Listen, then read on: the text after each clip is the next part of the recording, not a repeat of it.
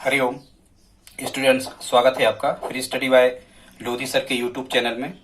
दोस्तों, आज हम आपको लेकर के आए हैं हिंदी पेडागोजी, मैथ्स पेडागोजी या हम कहें कि पर्यावरण पेडागोजी। स्टूडेंट्स, किसी भी प्रकार की पेडागोजी हो, किसी भी विषय की हो, ये वाला चैप्टर जो आज हम आपके सामने लेकर के आए हैं ये बहुत ही इम्पोर्टेंट है और प्रत्येक विषय की पेडागोजी में ये चैप्टर लगा होता है। इस चैप्टर का छात्रों नाम है शिक्षक केंद्रित विधियां और शिक्षार्थी केंद्रित विधियां। आज इसी टॉपिक पर हम आपको बताने वाले हैं कि कौन सी विधियां शिक्षक केंद्रित विधियां हैं और कौन सी शिक्षण विधियां शिक्षार्थी केंद्रित विधियां हैं। इनमें अंतर को भी हम समझाने का प्रयास करेंगे। इसके पहले दोस्तों, यदि आप हमारे चैनल पर पहली बार विजिट कर रहे हैं तो प्लीज हमारे चैनल को सब्सक्राइब कर लें, साथ में बेल आइकन पर क्लिक कर दें और अपने दोस्तों के साथ में शेयर भी इसको करें, साथ में लाइक भी करते जाएं। ऐसा करके आप हमारी हेल्प कर सकते हैं। स्टूडेंट्स, हमने शिक्षक भर्ती परीक्षा से रिलेटिव कई वीडियो अपलोड किए हैं टॉपिक वाइज। आप हमारी शिक्षक भर्ती परीक्षा की प्लेलिस्ट में जाकर के इन वीडियोस को देख सकते हैं और हमसे आप और किस प्रकार की वीडियो किस टॉपिक पर चाहते हैं आप हमें कमेंट बॉक्स में लिख करके बताएं। स्टूडेंट्स, तो आइए प्रारंभ करते हैं आज का विषय। और आज हम आपको बताने वाले हैं शिक्षक केंद्रित विधियां और शिक्षार्थी केंद्रित विधियों के बारे में। स्टूडेंट्स, पहले हम आपको ये बताना चाहते हैं कि शिक्षक केंद्रित विधियों को और क्या क्या कहते हैं। तो शिक्षक केंद्रित विधियों को प्राकृतिक विधियां भी कहते हैं और इनको परंपरागत विधियां भी कहते हैं, क्योंकि बहुत प्राचीन काल से जो शिक्षा का केंद्र बिंदु रहा है वो शिक्षक ही कहीं ना कहीं रहा है। वर्तमान समय में शिक्षा का केंद्र बिंदु बालक को माना गया है और वर्तमान में बाल केंद्र शिक्षा ही प्रभावी है। तो हम ये बताना चाह रहे थे कि शिक्षक केंद्रित विधियां या प्राकृतिक विधियां या परंपरागत विधियां एक ही कहलाती हैं। स्टूडेंट्स, अब आपको ये समझना है कि कैसी विधियों को शिक्षक केंद्रित विधियां कहते हैं। तो स्टूडेंट्स, आप समझो, ऐसी विधियों को हम शिक्षक केंद्रित विधियां कहते हैं जिनमें शिक्षक का प्रमुख स्थान होता है तथा विद्यार्थी का स्थान नगण्य होता है। विद्यार्थी को ज्यादा महत्व नहीं दिया जाता। विद्यार्थी की रुचि, उसकी इच्छाओं, उसकी अभिक्षमताओं, अभियोग्यताओं पर ध्यान नहीं दिया जाता है। ऐसी विधियों को हम शिक्षक केंद्रित विधियां कहते हैं। इसमें मुख्यतः क्या होता है कि शिक्षक सक्रिय रहता है और विद्यार्थी निष्क्रिय रहता है। मतलब जो कुछ भी ज्यादा वर्क या कार्य करना होता है वो शिक्षक को ही करना होता है, विद्यार्थी इसमें निष्क्रिय रहता है, विद्यार्थी को ज्यादा कुछ कार्य नहीं करना होता है। ऐसी विधियों को हम शिक्षक केंद्रित विधियां कहते हैं। ठीक है स्टूडेंट्स, और फिर हम देख लेते हैं विद्यार्थी केंद्रित विधियों को क्या, ये कौन सी विधियां कहलाती हैं। तो स्टूडेंट्स, जिसमें प्रमुख या केंद्र बिंदु विद्यार्थी को माना जाता है ऐसी विधियों को हम विद्यार्थी केंद्रित विधियां कहते हैं और इस प्रकार की शिक्षा को बाल केंद्रित शिक्षा कहते हैं। इसमें शिक्षक का जो स्थान होता है ये नगण्य होता है। और एक चीज ध्यान रखना, जो ये विद्यार्थी केंद्रित विधियां होती हैं यही बेस्ट होती हैं, यही बाल विकास या शिक्षा शास्त्र में सबसे अच्छी मानी जाती हैं विद्यार्थी केंद्रित विधियां, क्योंकि ये मनोवैज्ञानिक होती हैं। स्टूडेंट्स, मनोवैज्ञानिक का मतलब ये होता है कि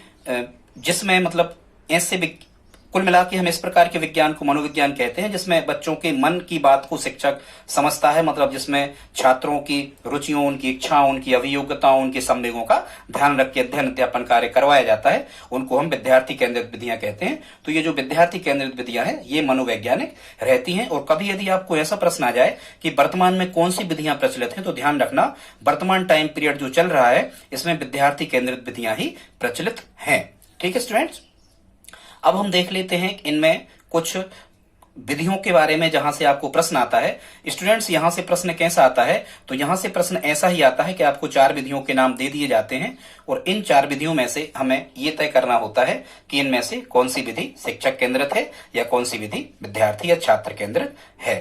ठीक है, तो आइए अब हम देखते हैं। तो सबसे पहले हम शिक्षक केंद्रित विधियों के बारे में या प्राकृतिक या परंपरागत विधियों के बारे में आपको बता रहे हैं। तो प्रथम विधि इसमें आती है व्याख्यान विधि या व्याख्या विधि। जैसा कि आपको पता होगा कि ये व्याख्यान विधि या व्याख्या विधि ये सबसे सरल, सबसे सटीक, सबसे अच्छी और सबसे प्राचीन विधि मानी जाती है। तो व्याख्यान विधि इसमें क्या होता है कि शिक्षक जो है वो व्याख्या करता है। ठीक है, बच्चे तो व्याख्या कर नहीं सकते, स्टूडेंट्स तो व्याख्या कर नहीं सकते। तो यहां से आपको क्लियर हो जाएगा कि व्याख्या या व्याख्याता कौन होता है, शिक्षक ही व्याख्याता होता है। तो ऐसे आपको याद आ जाएगा, ये शिक्षक केंद्रित विधि में आएगी। स्टूडेंट्स सेकंड देख लेते हैं, वर्णन विधि। तो देखो वर्णन कौन करेगा? स्टूडेंट्स तो वर्णन कर नहीं सकते, किसी भी विषय वस्तु का वर्णन कौन करेगा? शिक्षक करेगा। ठीक है, शिक्षक ही वर्णन करके समझाता है, बताता है। तो यहां से आप ध्यान रख सकते हो कि वर्णन विधि भी शिक्षक केंद्रित विधि है। फिर यहाँ स्टूडेंट्स 3 नंबर पर लिखा है प्रश्नोत्तर विधि। तो देखो ये प्रश्नोत्तर जो होगा, ये प्रश्न कौन करता है कक्षा में? तो प्रश्न करता है शिक्षक। मतलब यहाँ शिक्षक को ज्यादा महत्व दिया जाता है, क्योंकि शिक्षक के अकॉर्डिंग, शिक्षक के अनुसार ही छात्रों से प्रश्न पूछे जाते हैं और शिक्षक अपने अकॉर्डिंग ही, अपने अनुसार ही उनसे उत्तर चाहता है। इसलिए आप ध्यान रखना, प्रश्न कौन पूछ रहा होता है? शिक्षक। तो प्रश्नोत्तर विधि यदि आपको आती है तो वो शिक्षक केंद्रित विधि है। हमने स्टूडेंट्स ये बहुत महत्वपूर्ण विधियों को यहाँ से उठाया है। विधियां तो बहुत सारी होती हैं, पर एग्जाम रिलेटिव यही है, इन्हीं में से प्रश्न आते हैं, हमने देखा है एग्जाम में। ठीक है स्टूडेंट्स, फिर यहाँ पर लिखा है 4 नंबर पर प्रदर्शन विधि। तो ये भी शिक्षक केंद्रित विधि है, क्योंकि जब किसी विषय वस्तु का प्रदर्शन हमें करना होता है या किसी विधि का हमें प्रदर्शन करना होता है, तो शिक्षक ही पहले प्रदर्शन करके बताता है, इसके बाद में छात्र उनका अनुकरण या अनुसरण कर रहे होते हैं। तो प्रदर्शन कौन करेगा? शिक्षक ही करेगा, क्योंकि बच्चे उतना अच्छा प्रदर्शन कर नहीं सकते, बच्चे बाद में प्रदर्शन कर रहे होते हैं। तो प्रदर्शन विधि भी शिक्षक केंद्रित विधि के अंतर्गत आती है। इसके बाद स्टूडेंट्स हम देखते हैं आगमन और निगमन विधियां। तो आगमन विधि और निगमन विधि, ये स्टूडेंट्स दोनों ही ये शिक्षक केंद्रित विधियां हैं, क्योंकि आगमन विधि में जो टीचर होता है, ये क्या करता है कि ये जो नियम कानून या जो प्रमेय है या सूत्र है, ये खुद छात्रों से ही निकलवाता है। मतलब उसमें शिक्षक की ही महत्वपूर्ण भूमिका होती है, क्योंकि शिक्षक ही समान प्रकार के कई एग्जाम्पल्स, कई उदाहरणों को छात्रों के सामने रखता है। ठीक है, तो आगमन विधि में भी शिक्षक केंद्रित विधि हो गई। निगमन विधि भी शिक्षक केंद्रित विधि है, क्योंकि निगमन विधि उस विधि को कहते हैं जिसमें नियम सिद्धांत सूत्र पहले बता दिए जाते हैं और बाद में फिर उनके उदाहरण बताए जाते हैं। तो नियम सिद्धांत सूत्र भी कौन बताने वाला होता है स्टूडेंट्स? नियम सिद्धांत और सूत्र शिक्षक बताने वाला होता है। तो आगमन और निगमन, ये दोनों की दोनों विधियां शिक्षक केंद्रित विधियां हो गई। ध्यान रखना, शिक्षक के आने की सभी प्रतीक्षा करते हैं, शिक्षक के जाने की भी बच्चे प्रतीक्षा कर रहे होते हैं। तो आना और निगमन माने जाना, तो ये दोनों शिक्षक केंद्रित विधियां ही हो गई। इसके बाद में स्टूडेंट्स 7 नंबर पे यहाँ पे लिखा है कहानी विधि। तो कहानी विधि भी शिक्षक केंद्रित विधि के अंतर्गत आती है, क्योंकि ज्यादातर अपन सब लोगों ने भी कक्षाओं में पढ़ा है। तो कहानी हमें कौन सुनाता था? कहानी हमें सुनाता है कौन? शिक्षक। हमें स्टूडेंट्स शिक्षक ही कहानी सुनाता है, इसलिए शिक्षक केंद्रित विधि हो गई कहानी विधि। ठीक है स्टूडेंट्स, फिर इनको यदि मिला दिया जाए, एक विधि होती है व्याख्यान प्रदर्शनी, जिसमें व्याख्यान भी दिया जाता है और प्रदर्शनी भी विषय कुछ वस्तुओं की लगाई जाती है। तो व्याख्यान प्रदर्शनी विधि भी शिक्षक केंद्रित विधि है, क्योंकि यहाँ हम आपको व्याख्यान और प्रदर्शन बता चुके। तो यदि उनका सम्मिलित रूप आता है तो भी ये व्याख्यान प्रदर्शन विधि शिक्षक केंद्रित विधि होगी। स्टूडेंट्स इसके बाद हम देख लेते हैं सूक्ष्म शिक्षण या माइक्रो टीचिंग, जिसको हम कहते हैं, जिसमें किसी पाठ्यक्रम को बहुत छोटे छोटे से पार्ट्स में बांटा जाता है, छोटी छोटी सी इकाई में बांटा जाता है। पूरे टाइम पीरियड को विद्यालय की कई छोटे छोटे पीरियड्स में, कालखंडों में बांट करके और बच्चों को कोर्स पूरा करवाया जाता है, उसे हम सूक्ष्म शिक्षण कहते हैं। तो स्टूडेंट्स यदि आपको सूक्ष्म शिक्षण की परिभाषा पता है कि सूक्ष्म शिक्षण के अंतर्गत हम पाठ्यक्रम को छोटे छोटे हिस्सों में बांट करके, टाइम को छोटे छोटे पार्ट में बांट करके सिलेबस को पूरा करवाते हैं, तो ये इसमें महत्व किसका होता होगा? यदि पाठ्यक्रम पूरा करना है तो शिक्षक ही करवाएगा, पीरियड बनाना है तो शिक्षक ही टाइम टेबल कालखंड को तय करेगा, शिक्षक ही छोटी छोटी इकाइयों में बांटेगा। तो हम कह सकते हैं कि सूक्ष्म शिक्षण भी शिक्षक केंद्रित विधि है। इसके बाद में स्टूडेंट्स आ जाते हैं 10 नंबर पे पाठ्यपुस्तक विधि। तो पाठ्यपुस्तक में कुछ क्लिष्ट भाषा या कठिन भाषा लिखी होती है, जो सीधे के सीधे छात्रों को समझ में नहीं आती है। पहले उस पाठ्यपुस्तक की भाषा को शिक्षक पढ़ करके समझाता है, इसके बाद में वो पाठ्यपुस्तक की भाषा छात्रों के अनुकूल हो जाती है। तो हम कह सकते हैं कि पाठ्यपुस्तक विधि भी शिक्षक केंद्रित विधि के अंतर्गत आती है। स्टूडेंट्स अब हम देख लेते हैं सेकंड नंबर पे विद्यार्थी केंद्रित विधियां। यही विधियां मनोवैज्ञानिक होती हैं और जो विद्यार्थी की रुचि, भावनाओं, इच्छाओं, उनकी अभियोग्यताओं, अभिक्षमताओं, उनके संवेगों, उनकी सुविधाओं को ध्यान में रख करके बनाई जाती हैं, उन्हें हम विद्यार्थी केंद्रित विधियां कहते हैं। वर्तमान समय में यही विधियां प्रचलित हैं और जो विद्यार्थी केंद्रित विधियां होती हैं शिक्षण की, इन्हीं विधियों को सर्वश्रेष्ठ विधियां भी कहा जाता है।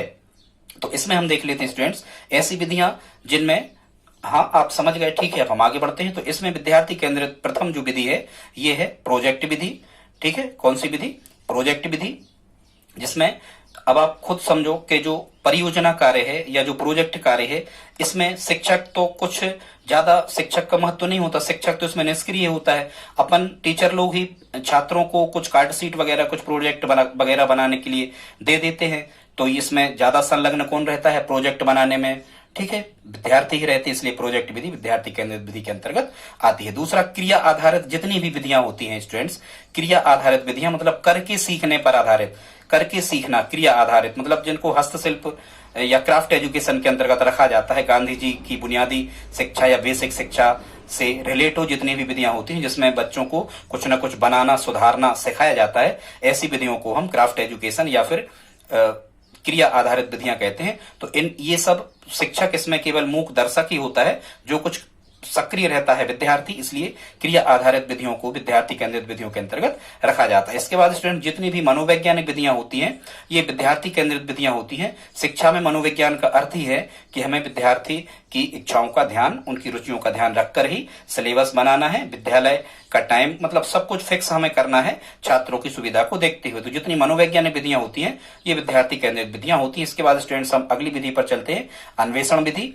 या खोज करने की विधि। इसमें भी क्या होता है कि जो टीचर होता है ये निष्क्रिय होता है, कुछ नियम सिद्धांत या सूत्र का जो कुछ चीजें वो बता देता है शिक्षक जितनी उचित हैं, वो बाकी सभी प्रकार का अन्वेषण या जो खोज है वो बच्चे खुद कर रहे होते हैं, खुद से ही ढूंढ रहे होते हैं, जिसको अन्वेषण विधि कहते हैं। तो ये विद्यार्थी केंद्रित विधि होगा। इसके बाद स्टूडेंट्स हम देख लेते हैं ह्यूरिस्टिक विधि या इसको खोजी विधि के नाम से भी जाना जाता है। तो इसमें खोज कौन कर रहा होता है? टीचर खोज नहीं कर रहा होता है, इसमें बच्चे या छात्र स्टूडेंट्स ही खोज कर रहे होते हैं। तो ये ह्यूरिस्टिक विधि भी विद्यार्थी केंद्रित विधि हो गई स्टूडेंट। इसके बाद देख लेते हैं सेमिनार विधि। आपने देखा होगा कई बड़े स्कूल्स या कॉलेज वगैरह में सेमिनार लगते हैं, जिनमें मुख्यतः आपने देखा होगा कि जो टीचर होते हैं वो एक तरफ एक स्थान पर बैठ जाते हैं, बाकी सेमिनार का पूरा जो संचालन करते हैं वो विद्यार्थी ही करते हैं, अपने अपने विचारों को यहाँ पर वो प्रदर्शित करते हैं, रखते हैं। तो सेमिनार विधि भी कौन सी विधि हो गई? विद्यार्थी केंद्रित विधि। इसके बाद में स्टूडेंट्स देख लेते हैं शैक्षिक पर्यटन विधि। शैक्षिक पर्यटन विधि मतलब जो टीचर्स लोग होते हैं, मुख्यतः ये पर्यावरण शिक्षण की सर्वश्रेष्ठ विधि है शैक्षिक पर्यटन विधि। ठीक है, बताएंगे हम अगले कभी किसी वीडियो में, हम आपको बताएंगे कि किस शिक्षण की कौन से कॉन्सेप्ट की कौन सी जो मेथड है वो बेस्ट होती है। आप हमें बस सब्सक्राइब कर लें। यदि यहां तक आप पहुंच गए स्टूडेंट्स तो प्लीज आप हमारे इस वीडियो को लाइक भी कर दें। इसके बाद देखते हैं शैक्षिक पर्यटन विधि। बच्चों को किसी स्थान पर ले जाना, उनको घुमाना। तो शिक्षक निष्क्रिय रहता है, बच्चों से ही कहता है कि आप कॉपी पेन उठा के, अपनी डायरी उठा के यहाँ क्या अनुभव कर रहे हो वो यहाँ पर आप लिखते जाओ। तो इसमें कुल मिला के हम ये कहेंगे कि छात्र ही ज्यादा सक्रिय होते हैं, तो इस विद्यार्थी केंद्रित विधि के अंतर्गत आती है। इसके बाद स्टूडेंट्स हम देख लेते हैं 8 नंबर पे यहाँ लिखा है दत्त कार्य विधि। दत्त कार्य का मतलब ये होता है कि शिक्षक छात्रों को कुछ आवश्यक कार्य दे देता है करने के लिए, शिक्षक केवल मार्गदर्शक का कार्य यहाँ पर करता है। बच्चे ही ज्यादा इसमें दत्त कार्य को करने में सक्रिय होते हैं, वही घर पर विद्यालय में एक्स्ट्रा टाइम में उस कार्य को करने में लगे होते हैं। तो ये दत्त कार्य विधि विद्यार्थी केंद्रित विधि के अंतर्गत आती है। इसके बाद में जांच पड़ताल विधि। ठीक है, जांच पड़ताल विधि मतलब कहीं कोई चीज यदि छुपी हुई है, कोई नियम सिद्धांत सूत्र, तो शिक्षक जांच पड़ताल करने के लिए बच्चों को कह देता है। तो ये भी विद्यार्थी केंद्रित विधि हो गई। खेल विधि, चूंकि शिक्षक तो खेलता नहीं है, ये तो आपको याद ही हो जाएगी, बच्चे ही खेलते हैं, तो ये विद्यार्थी ही खेलते हैं, तो विद्यार्थी केंद्रित विधि होगी खेल विधि। टोली शिक्षण, 8, 10, 12 बच्चों की इसमें टोली बना दी जाती है और उनमें जो टैलेंट छात्र होता है उसके माध्यम से शिक्षक पहले उसको ट्रेंड करता है। इसके बाद में वो ट्रेंड जो छात्र होता है वो अन्य टोली के छात्रों को फिर ट्रेंड करने का प्रयास करता है, उनको सिखाने का प्रयास करता है, जिसको हम टोली शिक्षण विधि कहते हैं। तो ये भी विद्यार्थी केंद्रित विधि है, क्योंकि शिक्षक इसमें निष्क्रिय होता है, छात्र ही सक्रिय होते हैं। इसके बाद में अभिनय विधि। अभिनय विधि क्या है? विद्यार्थी केंद्रित विधि है, क्योंकि शिक्षक एक बार अभिनय करके बता देता है, या ज्यादातर शिक्षक अभिनय नहीं कर पाते हैं, बच्चों से ही अभिनय करवाते हैं, खासकर नाटक, एकांकी वगैरह। इस अभिनय विधि से हिंदी शिक्षण की ये विधि है, उनको पढ़ाया जाता है। तो अभिनय में ऐसा याद रखना आपकी, अभिनय में ज्यादा ट्रेंड या कुशल कौन होते हैं? स्टूडेंट्स ही होते हैं, विद्यार्थी होते हैं। तो अभिनय विधि भी विद्यार्थी केंद्रित विधि के अंतर्गत आ जाती है। इसके बाद में हम देख लेते हैं विज्ञान क्लब। इसमें भी कुछ छात्रों का एक क्लब बना दिया जाता है। विज्ञान साइंस सब्जेक्ट के जो छात्र होते हैं उनका एक क्लब बना दिया जाता है। क्लब का मतलब बहुत से छात्रों का समूह बना दिया जाता है, और उन समूह में शिक्षक कुछ छोटे छोटे कामों को बांट देता है और क्लब मिल करके उस कार्य को पूरा करते हैं, जैसे विज्ञान क्लब कहते हैं। तो ठीक है स्टूडेंट्स, कुल मिला के ये समझना कि जितनी भी विधियां इकट्ठी वाली हैं, जैसे सेमिनार है, शैक्षिक पर्यटन है, टोली है, विज्ञान क्लब है, अभिनय है, ठीक है, ये सभी की सभी विधियां कैसी होती हैं? ये विद्यार्थी केंद्रित विधि होती है। इसके बाद स्टूडेंट्स तीसरे प्रकार की विधियां और होती हैं जिनको हम तकनीकी आधारित विधियां कहते हैं। तो जितनी भी एजुसेट विधियां हैं, एजुसेट एजुकेशनल सैटेलाइट की जो स्थापना की गई है, मतलब टीवी वगैरह पर या मोबाइल पर जो लाइव टेलीकास्ट या सीधे के सीधे जो प्रसारण दिखाए जाते हैं शिक्षा से संबंधी, वो सभी की सभी तकनीकी आधारित विधियां कहलाती हैं स्टूडेंट्स। या एक विधि और होती है सभी प्रकार की कंप्यूटर आधारित अनुदेशन, मतलब कंप्यूटर की स्क्रीन पर जो कुछ शिक्षा संबंधी कार्यक्रम प्रसारित किए जाते हैं, छात्रों को दिखाए जाते हैं, वे भी तकनीकी आधारित। कुल मिला के आप ऐसा समझना कि जिसमें टीवी या मोबाइल या किसी भी प्रकार के उपकरण जो खासकर विद्युत से रिलेटिव हैं, यदि इस प्रकार के उपकरण का उपयोग करते हुए छात्रों को शिक्षित किया जा रहा है तो इस प्रकार की जो विधियां हैं स्टूडेंट्स, ये तकनीकी आधारित विधियां कहलाती हैं। और ये जो कंप्यूटर आधारित अनुदेशन है, इसको इंग्लिश में CAI कहते हैं, कंप्यूटर अप्लाइड इंटरेक्शन। याद रखना, कंप्यूटर अप्लाइड इंटरेक्शन, ये कभी पूछा गया है। कंप्यूटर अप्लाइड इंटरेक्शन ये इसका फुल फॉर्म होता है। स्टूडेंट्स, आज का वीडियो आपको कैसा लगा प्लीज आप हमें कमेंट बॉक्स में लिख करके बताएं। मिलते हैं अगले वीडियो में। दोस्तों, आप शेयर जरूर करें, आप शेयर करके हमारी हेल्प कर सकते हैं। धन्यवाद।